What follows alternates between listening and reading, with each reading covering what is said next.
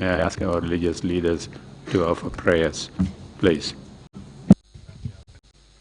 أعوذ بالله من الشيطان الرجيم بسم الله الرحمن الرحيم الحمد لله رب العالمين الرحمن الرحيم مالك يوم الدين إياك نعبد وإياك نستعين إهدنا الصراط المستقيم صراط الذين أنعمت عليهم غير المغضوب عليهم ولا الضالين الله الذي جعل لكم الأرض قرارا والسماء بناء وصوركم فأحسن صوركم ورزقكم من طيبات ذلكم الله ربكم فتبارك الله رب العالمين هو الحي لا إله إلا هو فأدعوه مخلصين له الدين الحمد لله رب العالمين الحمد لله رب العالمين. Lord God of all creation, we thank you once again for seeing us throughout the past day and for bringing us to the beginning of a new day, whereby we continue the business of the TRRC. We ask that tranquility, equity, and your goodness will cover the proceedings of this meeting, so that each and everything will be conducted in a peaceful atmosphere to your honor and your glory. This we ask through Christ our Lord. Amen. Thank you very much, Imam Bishop Boduko, and thank you, Imam Jallo. We will start our proceedings for the day. Lead Counsel, Mr. Fall, are you ready? Good morning, Mr. Chairman. Good morning, all. Yes, we are ready. Next witness is waiting in the witness hall. Kindly call the witness, please.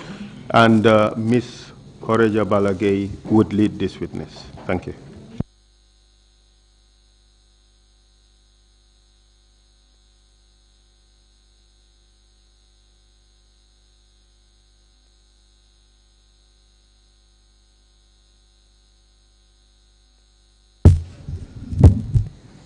Good morning, Mr. Chairman. Good morning, Commissioners. Can I ask that the witness is given the oath?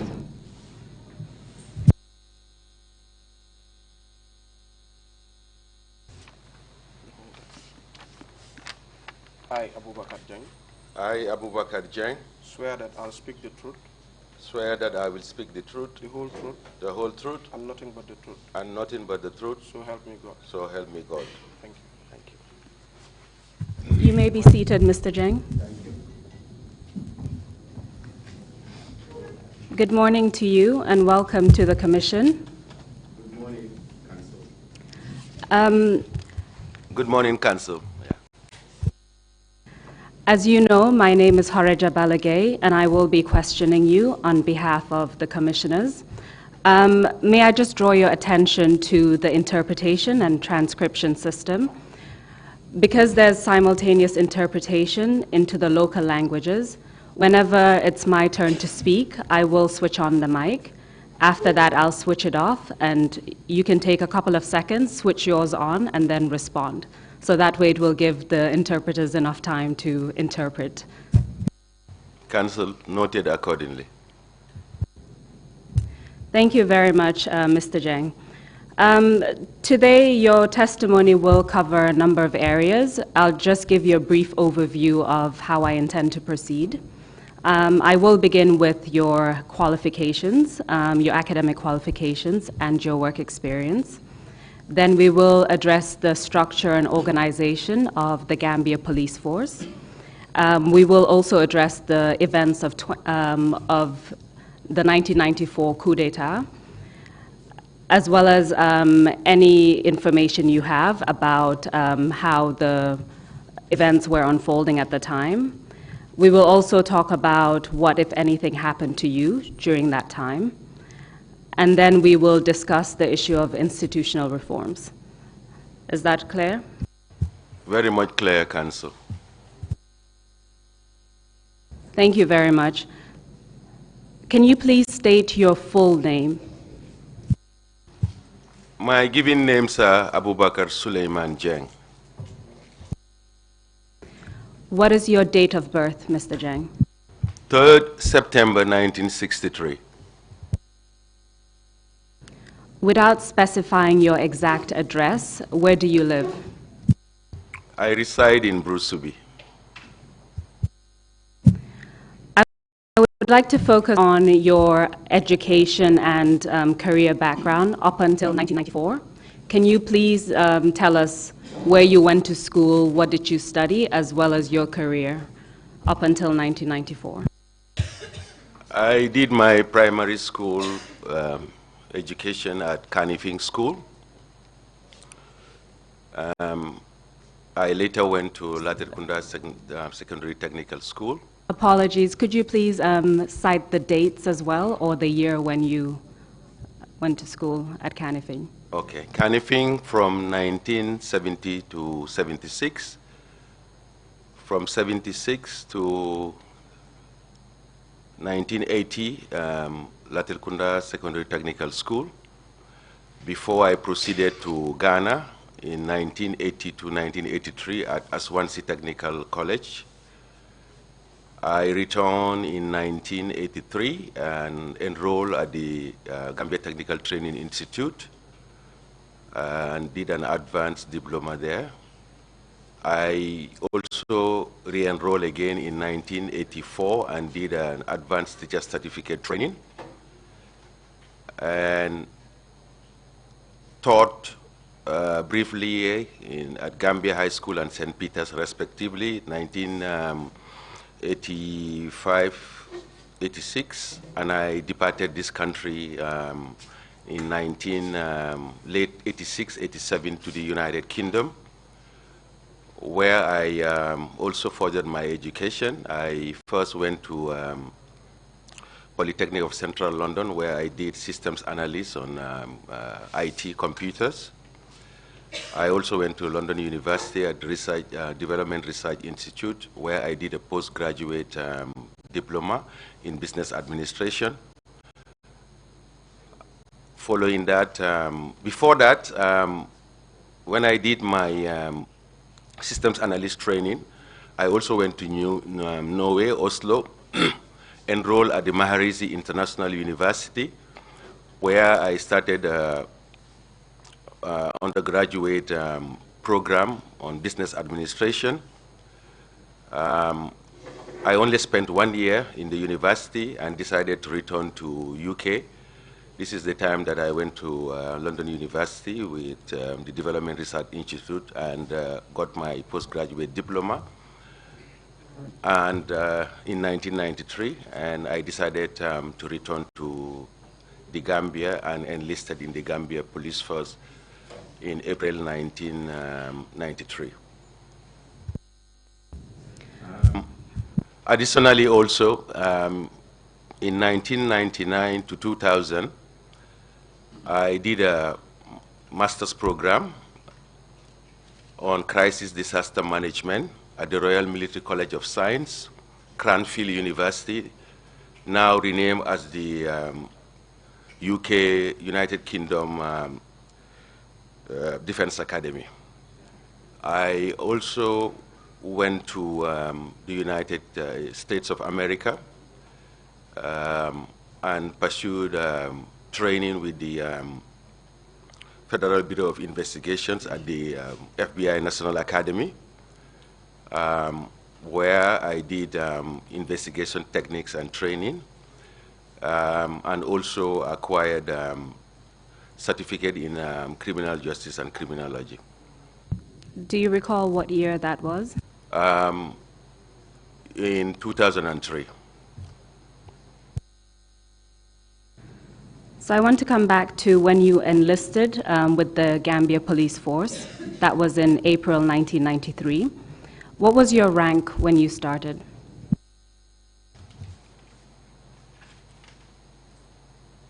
I took a conscious decision to return to the Gambia in 1993 without really knowing what I wanted to do when I am back in the Gambia. But an opportunity presented itself.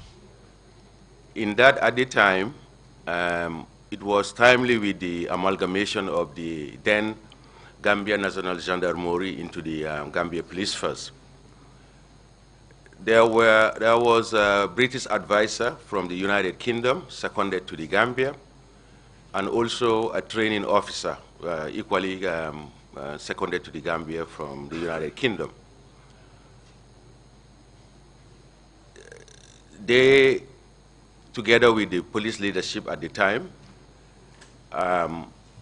wanted to give direction to the police, and there were a lot of reforms that were taking place. There was an opportunity for them to recruit graduates into the police. So there were two sets of cadets they wanted to entice to enlist into the Gambia Police Force, which was Cadet Assistant Superintendent of Police and Cadet Inspectors. Due to the fact that I had a postgraduate diploma, I decided to apply, and I was considered for the Cadet Assistant Superintendent of Police, which is equivalent to second lieutenant in the ranks of the Army. And this is how I joined the Gambia Police Force. We were also the first batch to be recruited following the amalgamation. And I did my training at the Fajara Barracks at the time. Thank you. I will come back to the issue of the amalgamation. Still focusing on you, your rank was cadet. I just want to find out about the training that you had between the period 1993 and 1994. What was your training after you joined? There is what we call the initial basic training program for all recruits and individuals that are supposed to enlist into the Gambia Police Force. And I did my initial training at the Fajara Barracks, like I've indicated. And it ranged from different topics and aspects that have been taught during such training, which includes general policing matters and also weapons training. Those were the trainings that I have undergone at the initial basic training program. And how long was that training? Sorry, your mic, please. It's around 4 to 5 months, if I can recall. So that training took place in 1993, is that correct? 93, correct.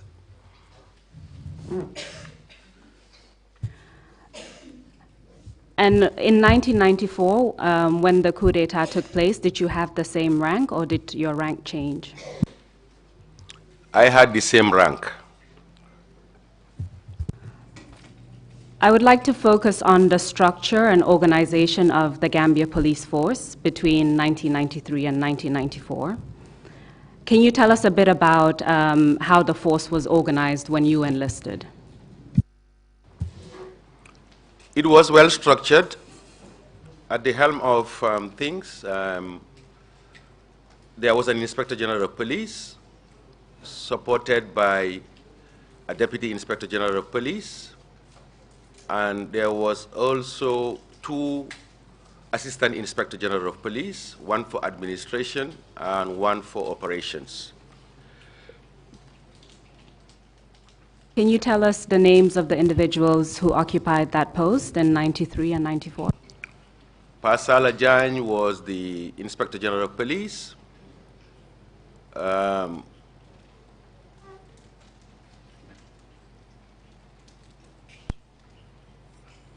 The Deputy Inspector General of Police, if I recall, was Dudu Juf. The 2 Assistant Inspector General of Police were Ibrahim Chongan and Bolisa, respectively. And just to clarify, which aspects of the administration were they in charge of? You mentioned administration and operations. Who was in charge of which one? Ibrahim Chongan was responsible for operations, and Bolisa responsible for administration.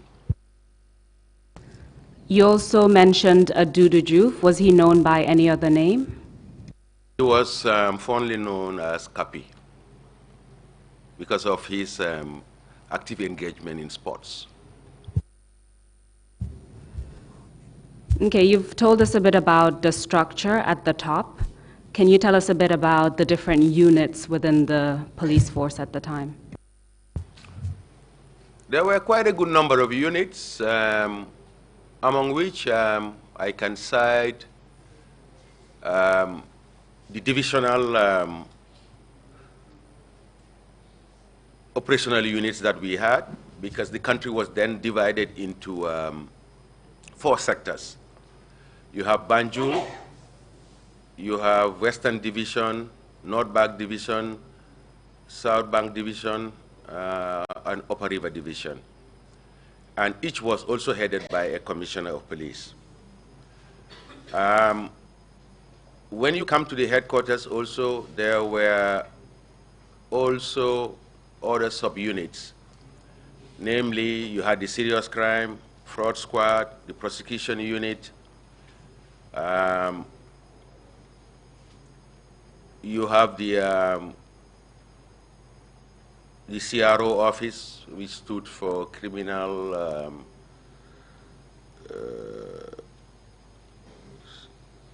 registry office or something like that. You had the Interpol at the time also. You had the records office. You also have finance, just to highlight some of these subunits that operated also. Including mobile traffic as well. And of course, there was also the tactical support group as a result of the amalgamation, and that was the arm wing of the police. You mentioned that you were part of the first batch of recruits after the amalgamation. Can we talk a little bit about when the TSG was amalgamated? How did that unfold? Were there any issues in relation to that? There was a policy requirement that cadets, following their successful completion of the initial training, there were key units that were identified for the cadets to go through.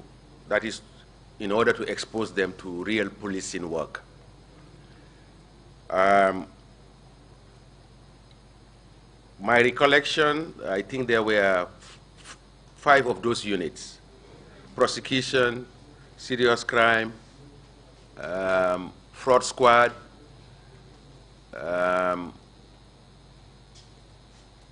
having also an attachment in one of the police stations like Banjul Division, and also in the operations outfit of the police. At the time in 1994, I had just completed my attachment with the mobile traffic, and I was going through the same process in the prosecution unit when the events of 1994 occurred. But specific to the question that you have asked, I will not describe it as rivalry. It did not also reach the level of aggro and animosity, but there was resentment from the old guard of the police as far as the manner and the way in which elements coming from the tactical support group were received into the police. I think perhaps it's a question of perception that the TSG elements were perhaps coming to overshadow them, because the reality at the time also was that the tactical support group had at the time a better organizational structure. Personnel were even also more qualified than what you had in the old guard of the police. Probably this is what necessitated that resentment. But I must highlight here that the police leadership was very much aware of this, and they were working diligently to address this issue that I've just highlighted. I don't know whether that paints the picture that you were looking for. It does, and we will delve into it further. What were some of the measures that were being taken in order to address the issues that resulted from TSG being amalgamated into the police force? A combination of factors, such as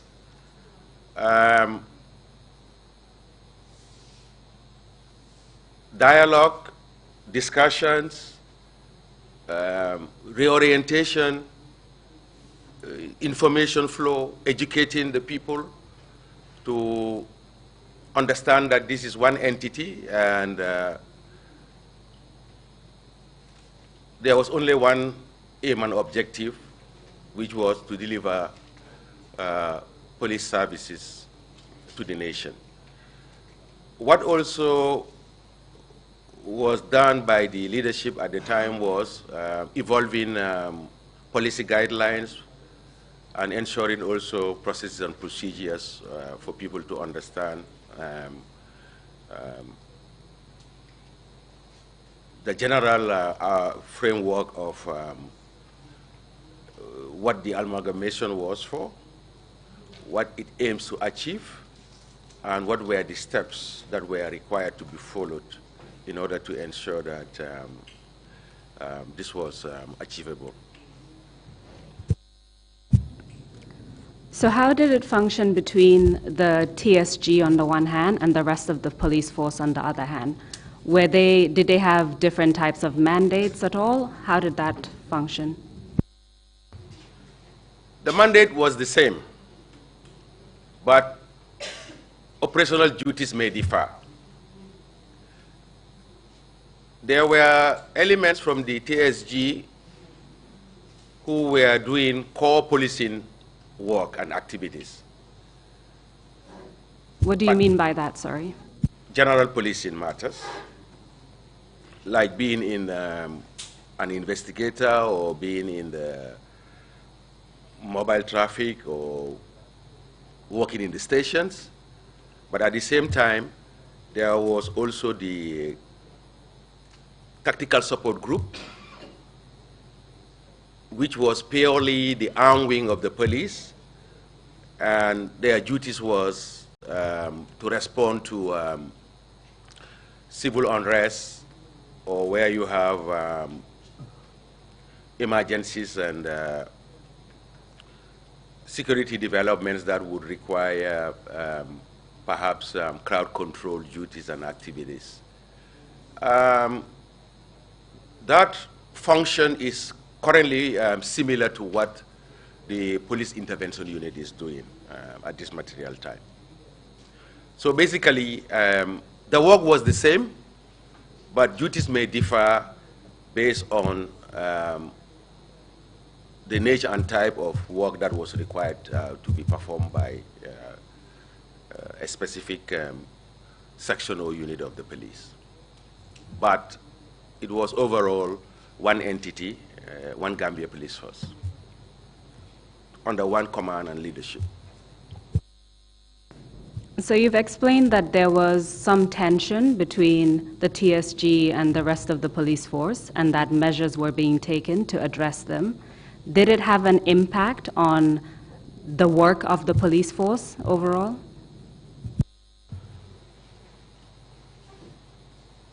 Admittedly, it does, or it had.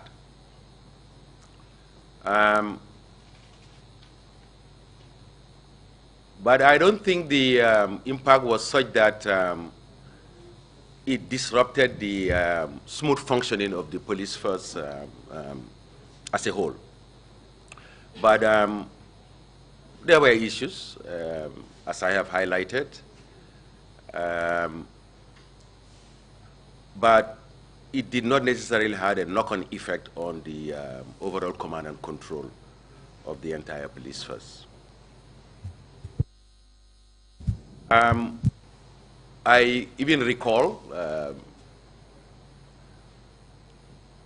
initiating some step-gap measures because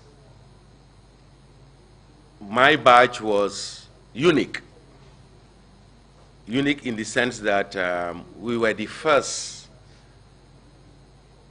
to be trained following the amalgamation, and we saw ourselves as neutral in the sense that we did not belong to any of these camps. But we were symbolic of the amalgamation, so that made it easy for us to be able to bridge any gaps between the two entities. And to a larger extent, it was useful and successful. You mentioned that the TSG was the armed wing of the police. What was it like in terms of weapons? Did the rest of the police force have access to weapons? What type of weapons did the police have? If I can recall very well, the tactical support group had light weapons.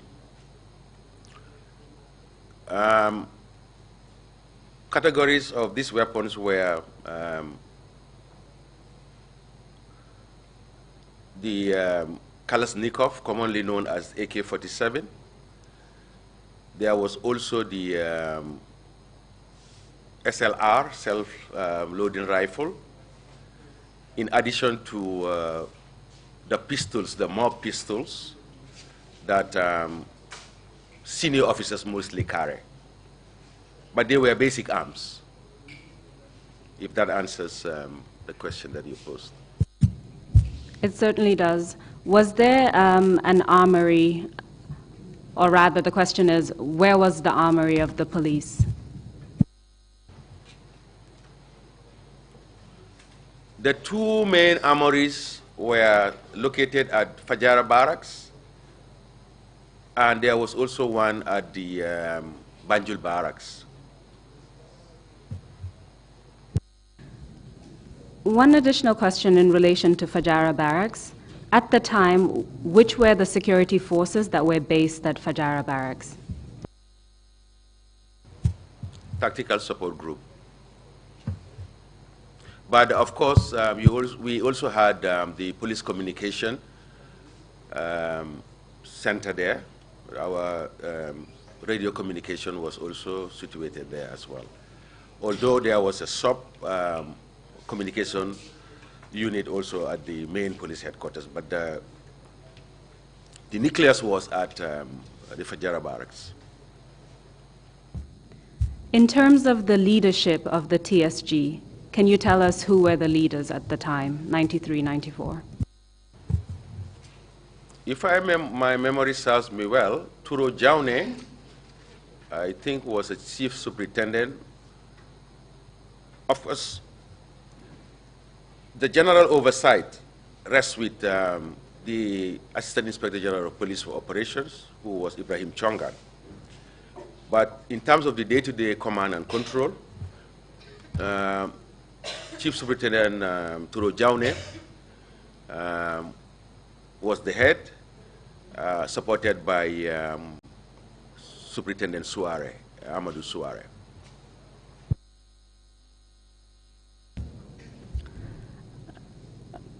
On the issue of civilian oversight of the police, can you explain to us which ministry was responsible for the police?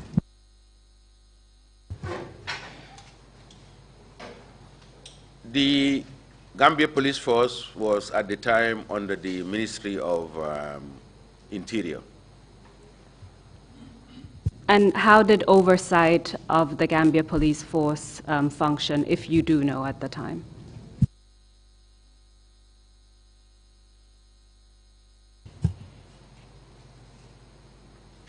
Aside of the immediate command from the police leadership and the overall oversight from the Ministry of Interior, in addition to the collaboration and network that was also available between the Gambia Police Force and the Ministry of Justice.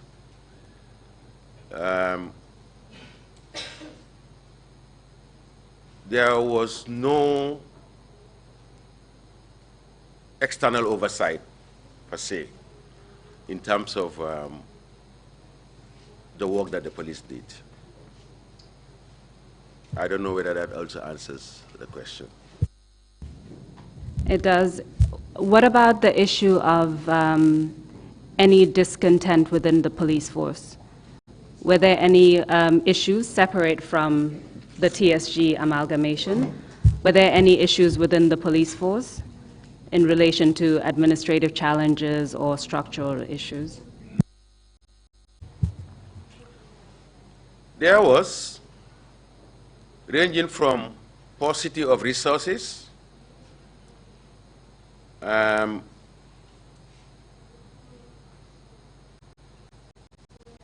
lack of adequate training,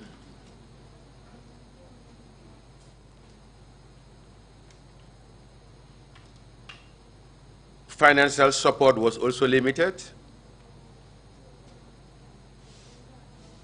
But key to all of this is also the difficulties to attract professionals into the police service.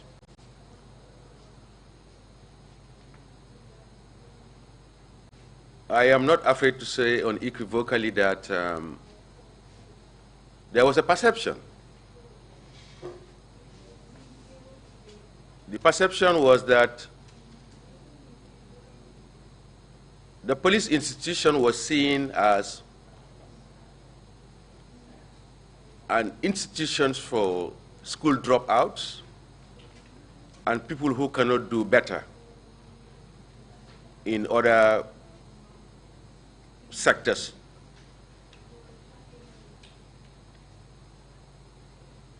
And it will be important to also highlight that with the amalgamation of the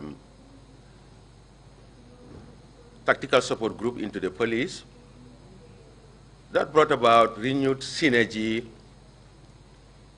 and there were the telltale signs of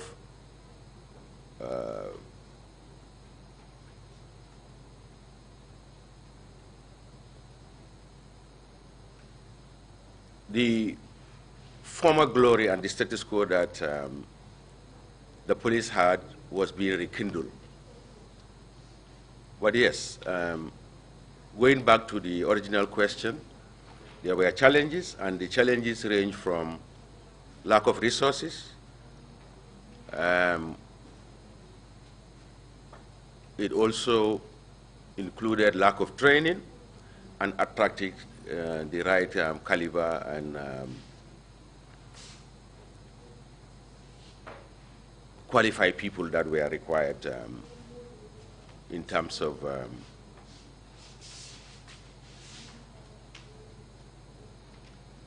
establishing, maintaining, and operating a professional police service. On the issue of the paucity of resources, what kinds of resources are you referring to, and what, if any, was the effect of that? Both human and material resources, infrastructure,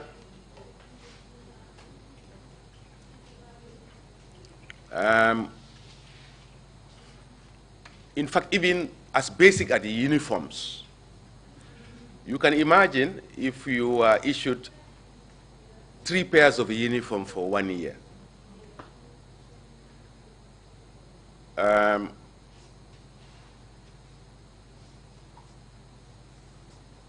When you profile and look at a police officer, it gives you a reflection of a mirror in terms of his profile and standing, the uniform that the individual wears. You may imagine if you have 3 uniforms for the whole year, there were even times when you will see the collar of the shirt being torn because of the amount of washing that shirt has gone through. Trousers pale,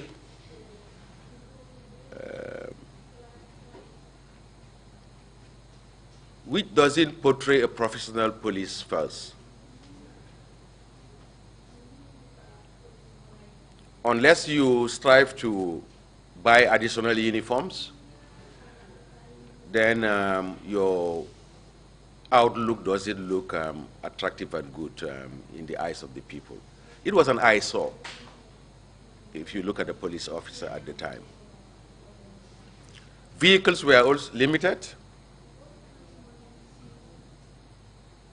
Police stations were limited.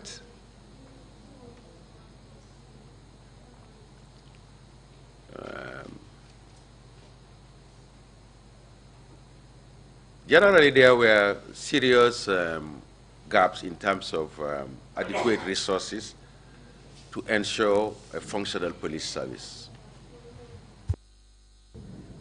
What about the issue of adequate training? You mentioned that there was a lack of adequate training. What do you mean by that?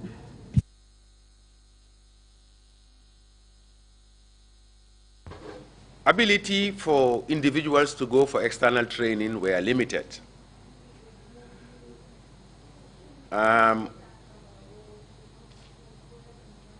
The internal trainings that were also given were also limited as well.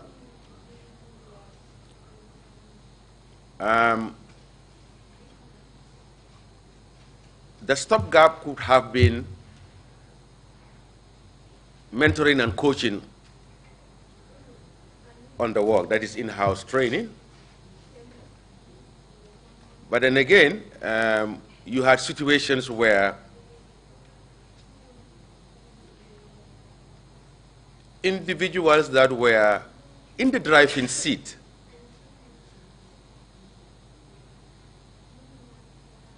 know the work by heart and through experience, but impacting knowledge, transferring those skills to other individuals were a challenge because they lack the capacity of being able to play a mentor and coaching role. Perhaps the issue that was responsible for that was the level of the education at the time as well. But we have seen marked improvement over time that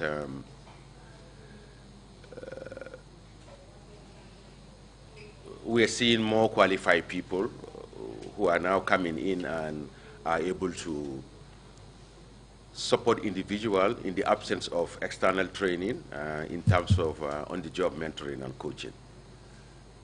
But it was a situation where there were people commanding certain units and sections, but lack the required qualification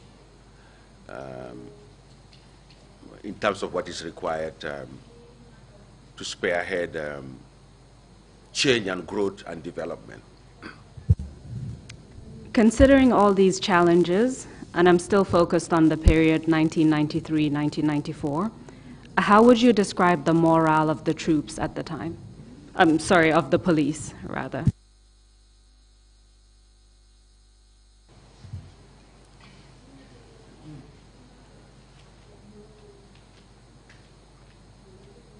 In the scale of 1 to 100, I will say 60%.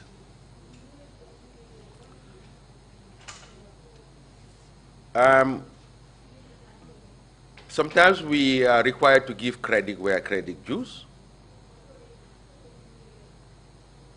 Notwithstanding the lack of resources that I have highlighted,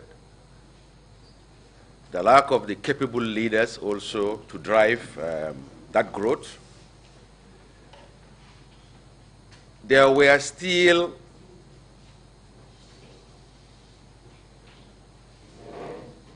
individual and group of police personnel who were committed and motivated in terms of providing security service delivery for the country. What about the issue of promotions within the police force? Can you tell us about that?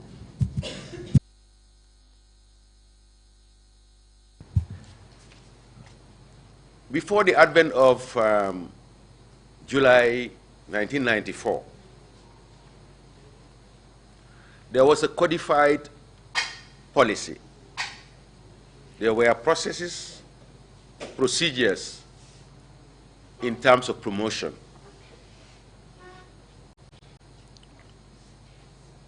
It was by merit.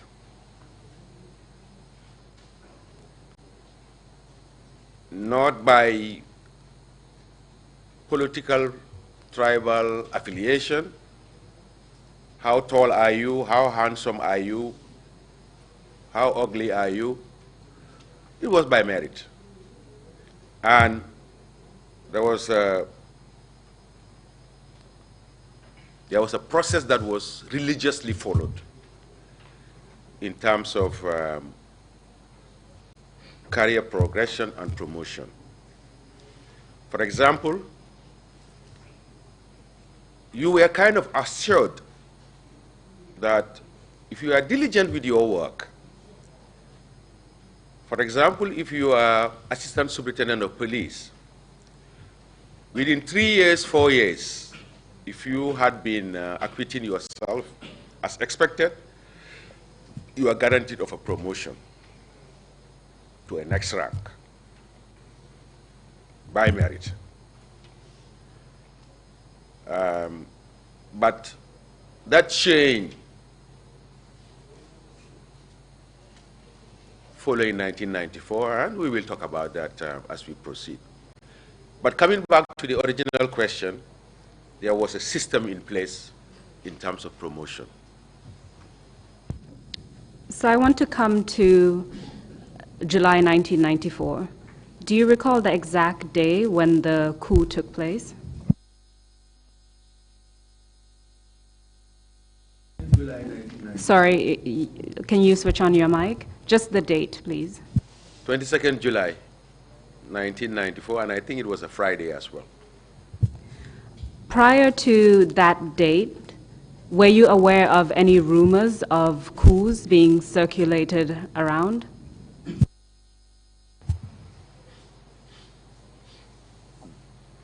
The fact that I was working at the police headquarters, you hear tidbits here that there was an incident at the airport where the military police were searched, stripped off their weapons. It was scanty and sketchy. But yeah, of course, I have heard about an incident at the airport at the time, but not a full-scale, detailed account of what really transpired. Bearing in mind the mandate of the police, when those rumors were circulated, or when you heard those rumors, did the police see itself as having to take any measures in relation to those rumors? I may not be in a position to answer that question because at the time I was not part of the police senior command and leadership. I was on attachment at the prosecution unit. Perhaps it has taken place, perhaps it hasn't. But I am not in a position to accurately answer that question. But my guess is, that's the hunch. We had a capable leadership at the time in terms of the command and control, and I am just of the view that they will not overlook such an incident. But to what extent and what they have done, I am not privy and aware of that. But just focusing on your understanding of the mandate of the police force at the time, would you have expected that certain measures take place in relation to rumors that a coup d'etat was imminent? Talking about the mandate of the police, in situations such as the one you have just highlighted, there is a limited role that the police can play. Number one, this was the Gambia National Army.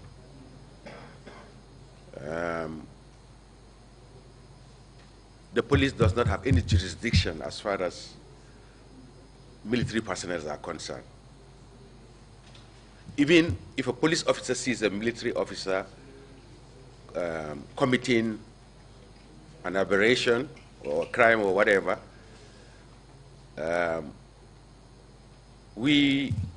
the police is not in a position to arrest a military officer. That is why they have their military police who has the responsibility to do so. The best that could be done is identify who did what and then subsequently report it to their chain of command and they deal with it. But our powers were limited as far as the work of the military is concerned.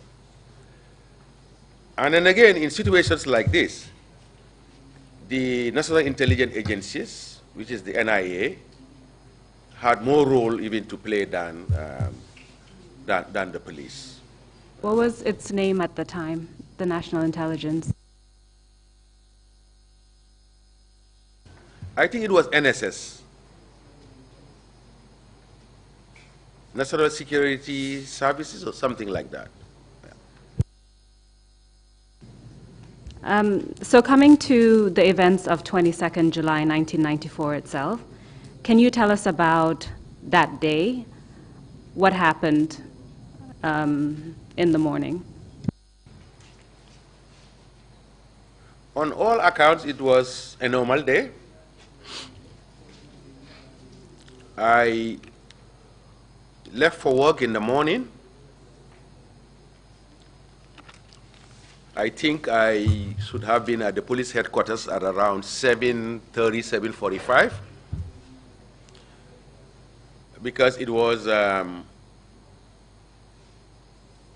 standard practice that every morning before we commence our work, we have a morning parade at the back of the police headquarters building, during which a senior officer will brief those personnel that were operating at the police headquarters on various issues, events, and security-related matters. We had the briefing, the normal morning parade, and went back to carry out our daily functions. But we were subsequently summoned again to all report back to the parade ground. Do you recall what time that was? Around 9 o'clock, if my recollection is true to the point. And we all assembled, and we were addressed by the Assistant Inspector General of Police for Operations, Ibrahim Chongan, who briefed the parade that there is report of mutiny by elements of the Gambian National Army, and measures has been taken in order to ensure that there is no spillover, because they were marching towards the seat of government, which was the city of Banjul. Did he explain what type of measures had been taken?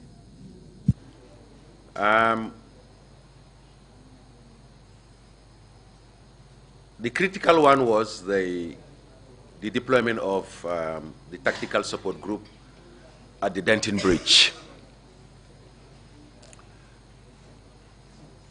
He also instructed that there was a need for fortification of the police headquarters, I guess in anticipation of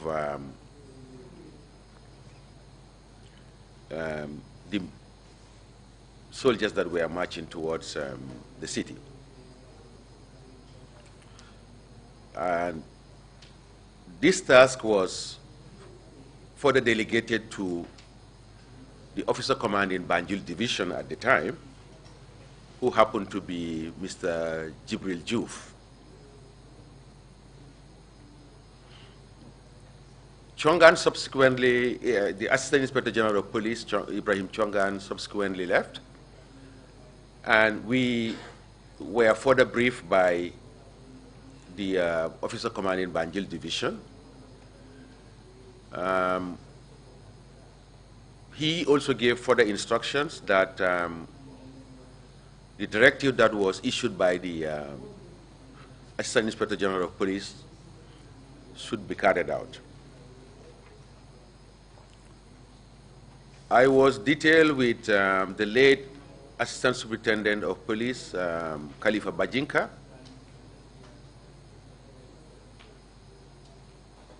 and the Regimental Sergeant Major. I know in my statement I have given his name as Bakari Sane, but I'm not quite sure whether he was the Regimental Sergeant Major after a reflection at the time. But what is important is myself,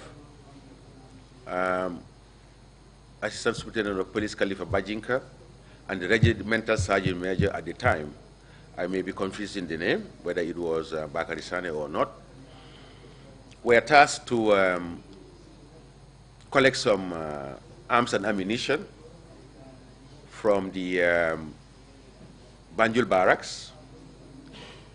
And the objective was to reinforce the security of the physical security of the police headquarters. If I can recall, I think we did 2 or 3 rounds of movement to collect arms from the Banjul barracks to the police station. Sorry, where was the barracks located? Where in Banjul? In Banjul, I think it was at Mosque Road in Banjul. When we brought the arms, they were issued to qualified people who were authorized to carry firearm. What do I mean by that? Generally, it is not every police officer that is required to carry a firearm. Carriage of firearm requires the right training in order to be able to secure, operate the weapon concerned.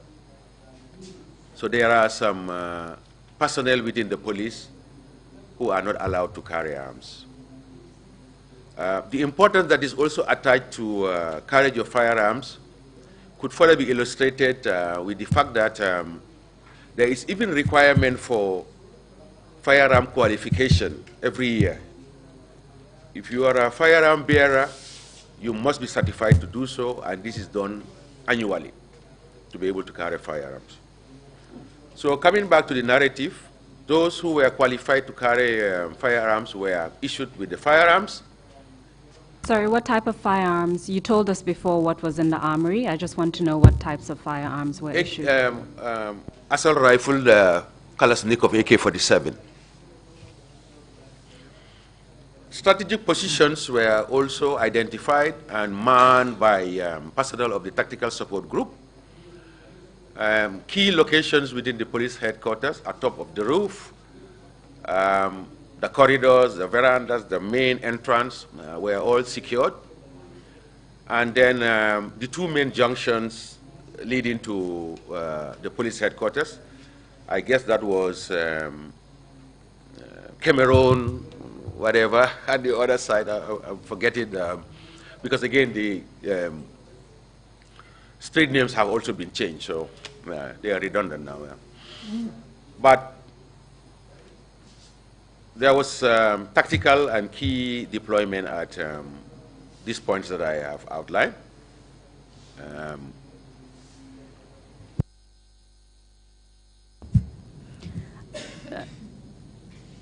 So you had the briefing around 9 o'clock in the morning, and the police deployed at various strategic locations with their weapons. Do you remember around what time this was?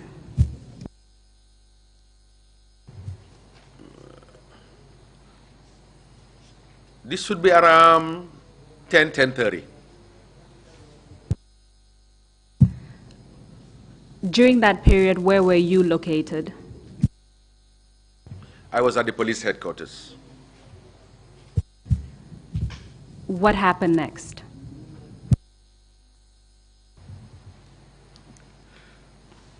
We were at the police headquarters with these deployments in place. And of course, everybody was attentively and keenly following events. Information was trickling in as regards to the activities and movement of the mutinous. How was the information trickling in? Through which communication means? By word of mouth and also group discussions, but most importantly also we had our radio communications as well, and there was transmission at the time. At this time, they have not taken over the nucleus of the communication center in Fajara Barracks. What type of information were you receiving? That they were progressively moving towards Banjul. At one stage, we were told that Fajara Barracks collapsed without any resistance.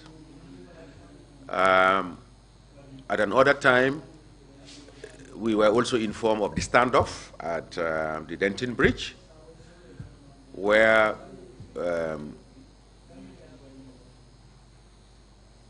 the group that came to the bridge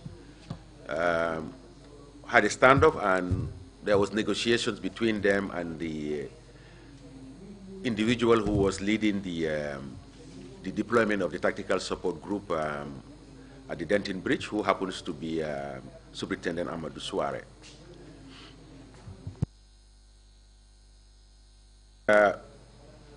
Subsequently, we received information that they've been able to cross that last defensive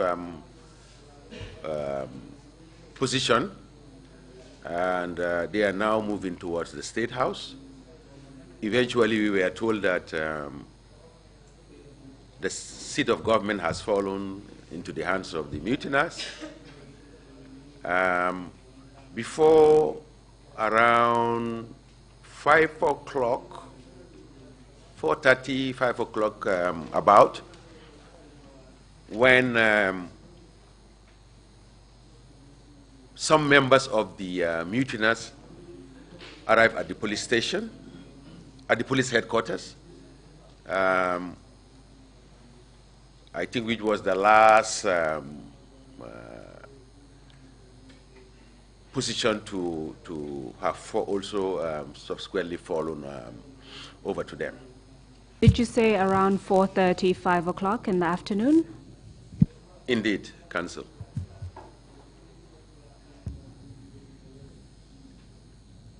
So what happened at that time?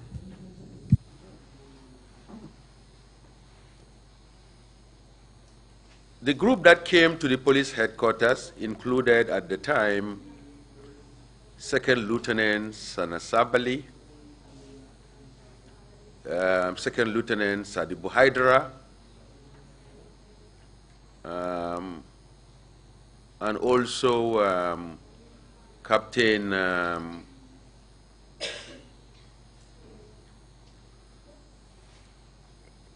Mamadou Sonko. I was privy to everything that happened because we were in the office of the Inspector General, Assistant Inspector General of Police.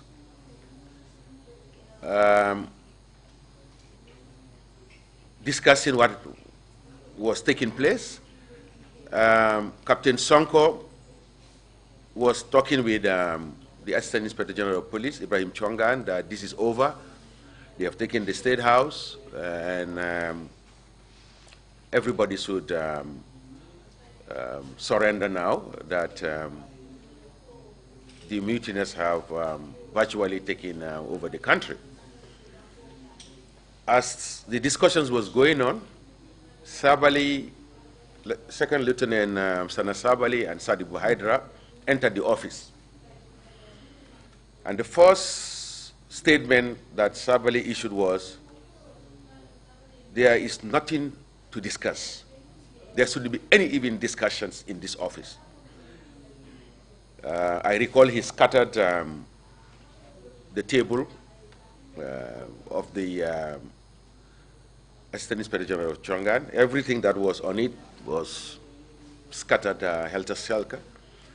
And he ordered that, in fact, there shouldn't be any discussion in this office.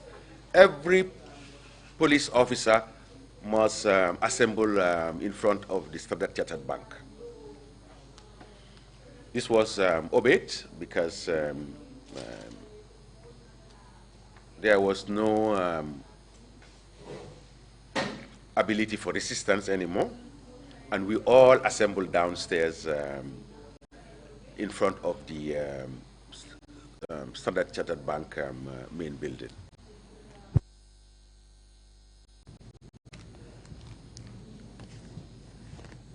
When you all assembled downstairs in front of the Standard Chartered building, what happened next? There was a complete takeover of the entire police headquarters by military personnel. And in fact, even the key strategic positions at the junctions were even taken over by them. We were all there standing in front of the building of the Standard Chartered Bank, dejected, rejected, hopeless, and a complete sense of failure. The picture was bleak because it was shameful that here we are now, even we cannot occupy our offices in the main building, but being paraded outside in the streets in front of a banking institution. It was humiliation, as best. Was there any form of resistance towards the soldiers by the police? No.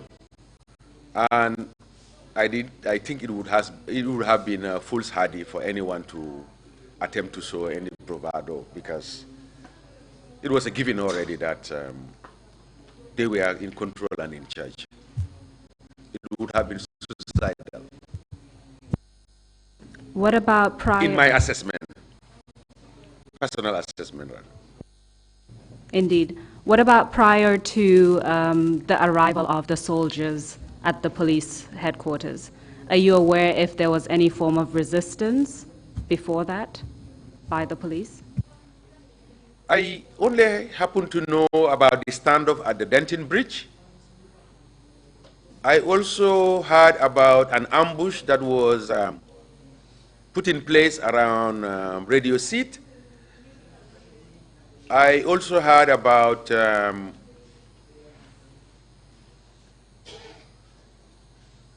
an individual in the capacity of Assistant Inspector General of Police Chongan opening fire under cover of the ambush. And aside of that, I am not aware of any resistance from any quarters or area in answer to your question. And just to be clear, was that information you received while you were at the police headquarters, or was that information that you received subsequently? Yes, I heard. Yeah. While you were at the police headquarters? At the police headquarters, yeah. At this time, I was at the police headquarters. The only time I left the police headquarters was when I went to transfer arms from the Banjul barracks to the headquarters. Other than that, I have been present throughout at the police headquarters. You mentioned that, in fact, a question before that. So during that time, are you aware if there was any communication between the police headquarters and the civilian authorities? Counsel, not to my knowledge.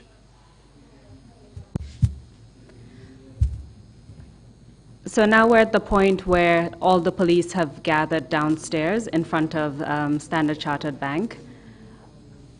Were they given any orders? Was any kind of direction issued to the police at that point? No.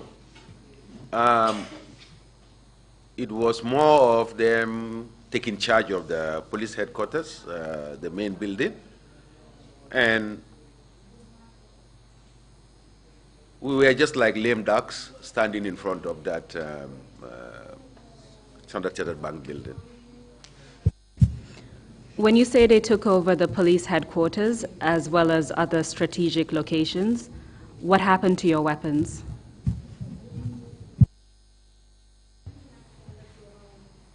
I guess when you surrender, they did not necessarily confiscate the weapons from those police elements, but I think they were subsumed along with,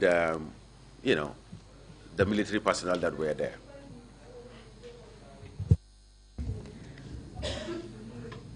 You've mentioned the presence of Second Lieutenant Sanasabali, Second Lieutenant Sadibu Haidara, and Captain Momodu Sonko.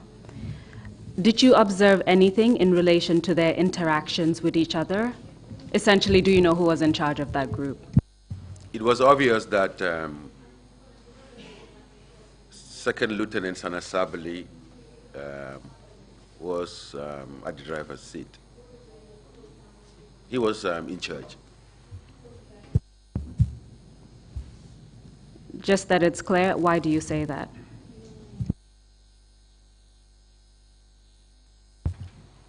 The demeanor and countenance of the other two, and in short, he was calling the shots. In terms of what he says is what is done, and even when they move, he's the one in front, and the others are subordinate to him in terms of even the manner in which they work. You mentioned that he came in and said no discussion, and everyone else was ordered to assemble downstairs. Did he say or do anything else apart from that? Recollection, no. After we all assembled downstairs. After you had all assembled downstairs, what happened next? Like I have highlighted, we were there like lame ducks, and I think around 6:30 or so, we all decided to disperse. It's a foregone conclusion now. And I remember boarding a vehicle that has its last destination to Fajara Barracks. Again, if my memory serves me well, I know that in the vehicle there was ASP Bajinka, Khalifa Bajinka. The other passengers, occupants, travelers, I may not be able to recall, but I know that I was in the same vehicle, which was a ladder car by maid with ASP Khalifa Bajinka. Why did you go to the Fajara barracks? That was the destination of the vehicle. The vehicle was going there. I think the individual who was assigned the vehicle lives in the barracks at the Fajara, at the Fajara barracks. There is a barracks within the barracks for residents. Yeah. When you arrived at Fajara barracks, what did you observe? There were a lot of soldiers as you enter the gate, because the guard room was situated proximity to the entrance. You could see activities such as arms and ammunition were being issued to soldiers. There was movement and activity as far as the soldiers were concerned.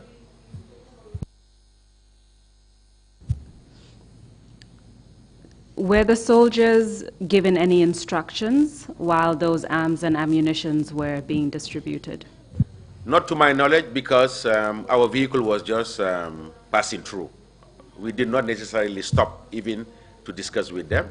Of course, we were checked when we were going in, and our vehicle was allowed to go in. After you entered Fajara barracks, where did you go? We went straight to ASP Bajinka's room, and we started brewing attire, green tea. Do you know who was in charge of the Fajara barracks at that time? No counsel.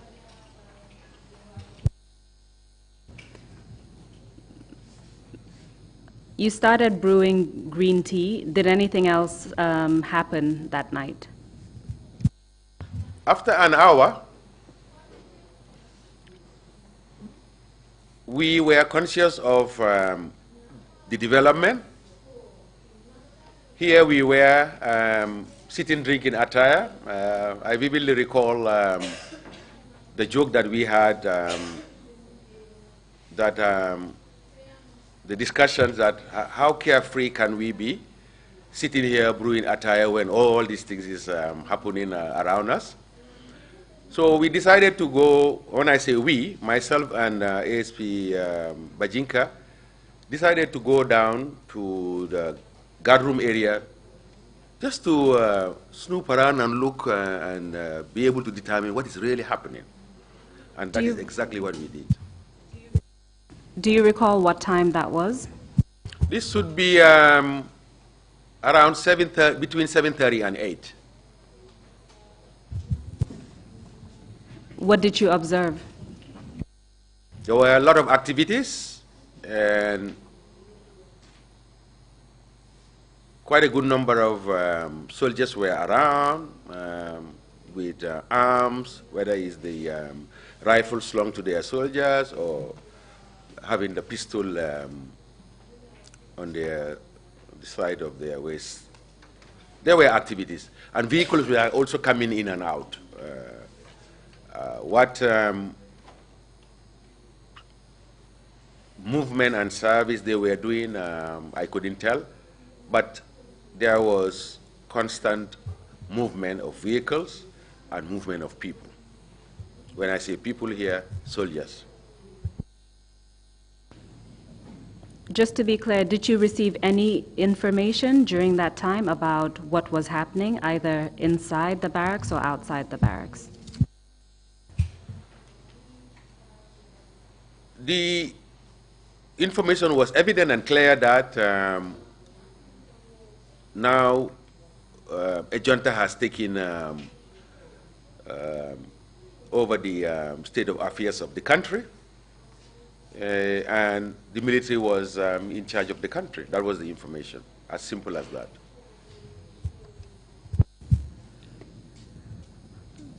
You've mentioned yourself and ASP Bajinka. Did you recognize anyone else, either from the TSG or from the military? While we were there, we also came across other officers who were colleagues.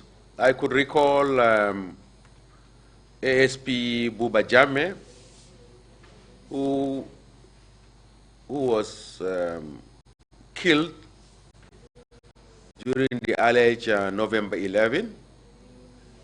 There was also ASP Lamin Jaju, who was also executed for alleged involvement in the Katong attack.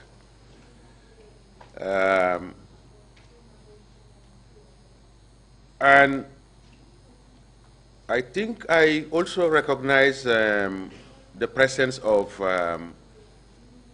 Superintendent Suare.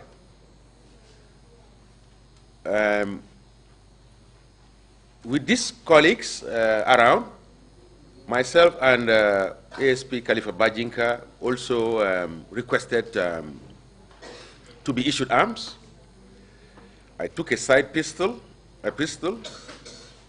He also took a pistol, and we decided to go back to his room to continue to brew attire with these two additional colleagues joining us.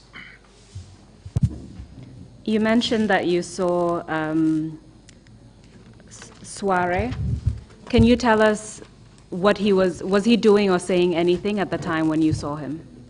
No, I could not recall hearing any statement, pronouncement from him at the time. So you also took weapons and went back to ASP Bajinda's quarters, is that correct? Yes, but to qualify it, we took pistols each, you know. You took pistols. What else did you do that night? I think we should have been back in his room around 9 o'clock. We were there, I think, up to around 1 a.m. in the morning. When I said that I am going home, he did not have a vehicle, neither did I. So we decided to go back to the guard room area with the knowledge and understanding that we will definitely find someone who could give me a ride for me to be able to retire for the, I wouldn't even say day because it's already early morning hours. And when we got to the guard room, we were able to get a vehicle. And on board that vehicle this time round was myself, ASP Bajinka, ASP Buba Jammeh, ASP Lamin Jaju, and Suare himself. In the same vehicle, they dropped me to my residence at Latin Kunda German. Thank you very much, Mr. Jeng. I will cede the floor to the commissioners to ask questions. Thank you very much, Counsel, for that exchange with the witness. Do the commissioners have any questions to ask? Yes, Commissioner Kinte, please take the floor. Commissioner Kinte, I would like to ask the type of command given when you were about to strategize for defense. Was it a command of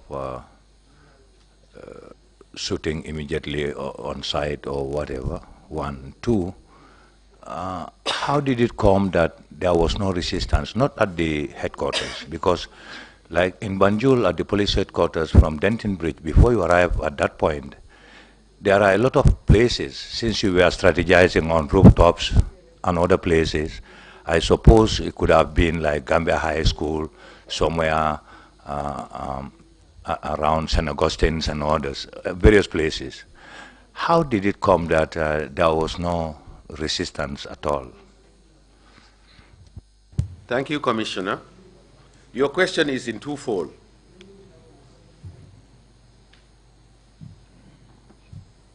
The command at the time was verbal instructions. I was not privy to the directive issued to the tactical support group as to their mode of operation. But it's a given. I don't need to hear it. I understand it, that if you have a development and a situation unfolding like that, the directive would be to confront whatever is coming before you, life and death. And I'm sure that was the orders that were instructed as far as the initial defenses before possibility of breach and entry into the city of Banjul is concerned. It should have been a matter of life and death.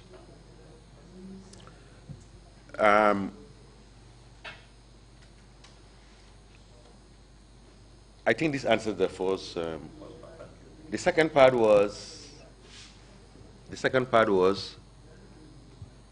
How did it come that there was no form of resistance at all, Thank you. all along the line, until the farthest point of the police station, looking at this location?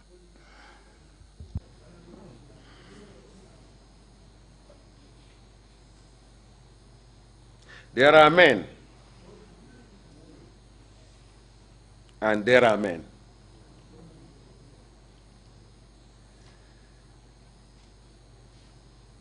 Leadership is a virtue.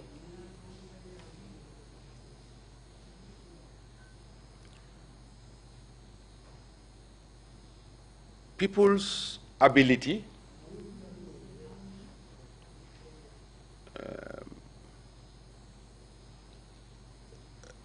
individuals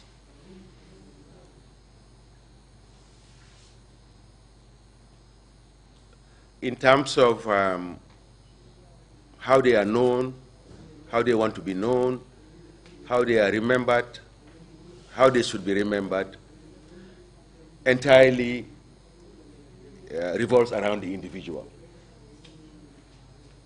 I can only speak for myself. I am a regimented individual. I believe in command and I believe in leadership. And I would have been honorable enough if I was given a task to go to the bridge, not to allow these people to cross. If I know I'm not able to do it, I'll be honest to say I will not be able to do it.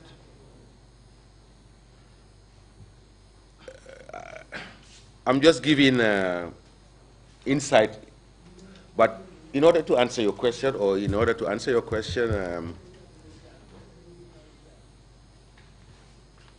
the fact remains that we did not, the police force did not have weapons that were commensurating with what the military have. But if the leadership that was tasked to do what it was supposed to do at the bridge was shrewd enough, you may not necessarily fight. Fighting is the last resort, but probably if someone had employed reasoning, persuasion, it might have been a different ballgame. But it's all about the leadership at the bridge that did not live up to expectation, if I can put it that way. I don't know whether this really answers your question. Yes, indeed, it did at the bridge, but you know, it's a long way from the bridge. That's why I thought the lapses are what I'm trying to say, whether you have had any hints on the lapses. No, I don't have too much insight at the lapses, but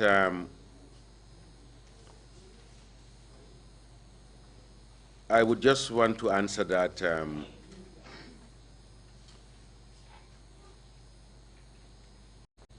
there was a failure in the sense that I don't think a credible resistance was put in place.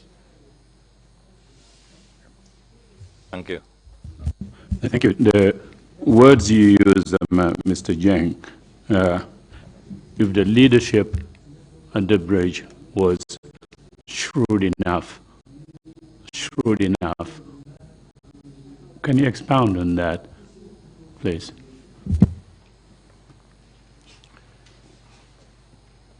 If I was the one at the bridge,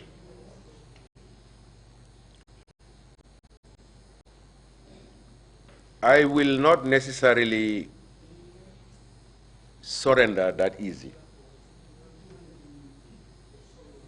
Perhaps I will go on record after the fact that, yes, he did his best, but his best was not best under the circumstances.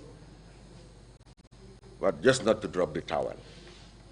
I would have engaged in terms of discussion.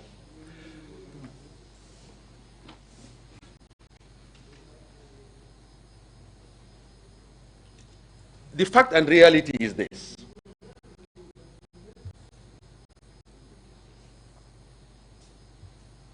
The July 1994 coup was a fluke.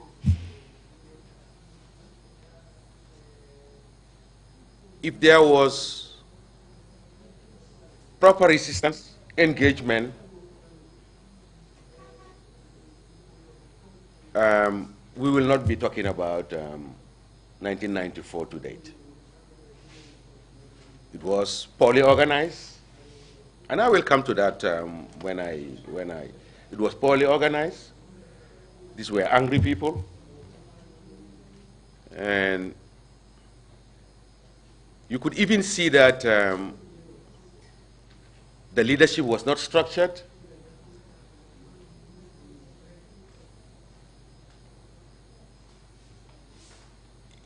You cannot even stage a coup when you don't have a statement in terms of the rationale of what you are doing. I will talk about that. So I am of the view that if there was proper engagement, proper resistance, the balance could have been tipped favorably in terms of the continuation of democratic dispensation rather than the dictatorial regime and leadership that we are here now to digress and discuss. Thank you. Thank you very much. Any further questions? Imam Jallo, please. Mr. Jeng, whilst you were at that meeting in headquarters, two of the most important men in the coup attempt walked into your nest. Do you think if you attempted to get hold of those people, the situation would have continued to aggravate, leading to a coup d'etat? A good question, Commissioner. But that was suicidal. Suicidal in the sense that, yes, there were 2 or 3 of them, Second Lieutenant Sana Sabali, Second Lieutenant Sadibul Hydra, and Captain Sonko. But perhaps what I did not also highlight was the fact that they came with elements supporting them as well. So they were not only 3 of them, but they had backup soldiers who were armed to the teeth as well. And in military parlance, there is something we call seizing the initiative. This is done in many aspects, approaches, and facets. What do I mean by seizing the initiative? You could assess and evaluate to what extent your actions should be and what they may lead to. So at that material time, the best under the circumstances was to let go. Because if the major defenses that were in place were overrun in the manner in which they were, it was going to be suicidal and foolhardy to behave or act in any other way, as you highlighted. I hope this answers, Commissioner. Thank you. Thank you very much. If there are no further questions, we would take a coffee break, 30 minutes, and we'll be back here at 12 noon. Meeting is adjourned.